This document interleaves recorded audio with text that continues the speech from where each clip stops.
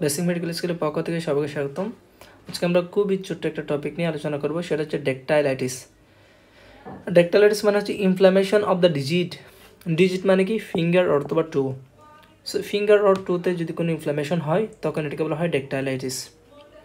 তো ইনফ্লামেশন হলে আমরা সাইন অফ ইনফ্লামেশন দেখব। তো সাইন অফ ইনফ্লামেশন কি? লাল হবে, ফুলে যাবে, গরম হবে বাংলা যদি বলে। অর্থাৎ যে 5টা সাইন অফ ইনফ্লামেশন আছে ওইগুলো আমরা দেখব।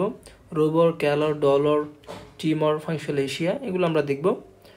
তো এখানে যখন এগুলো আমরা দেখব, এর মধ্যে আমাদের যে ফিঙ্গার সেটা হচ্ছে সজেজ শেপ হয়ে যাবে। সজেজ শেপ মানে কি? সেটা হচ্ছে ফিঙ্গারটা এরকম হয়ে যাবে, এই যে এরকম। অর্থাৎ যখন একটা জিনিস সোয়েলিং হবে তখন এটা একটা টাইট শাইনি হয়ে যাবে স্কিনটা। তাহলে আমরা যদি এখানে একটা ফিঙ্গার দিই, আমাদের যে ফিঙ্গার যে এটা এরকম হয়ে যাবে, সোয়েলিং, মোটা, অ্যান্ড হচ্ছে স্কিনটা শাইনি হয়ে যাবে, রেড হয়ে যাবে। এটাকে বলা হয় সজেজ শেপ ডিজিট। সো এটা কোথায় দেখা যায়? ডেকটাইলাইটিসে।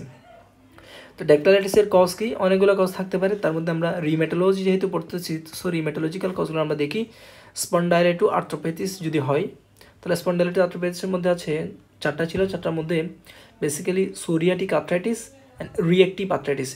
এই দুইটার মধ্যে হচ্ছে ডেকটাইলাইটিস দেখতে পাবো আমরা। Psoriatic arthritis, reactive arthritis, and হচ্ছে sickle cell disease. Sickle cell ডিজিজে কী হয়?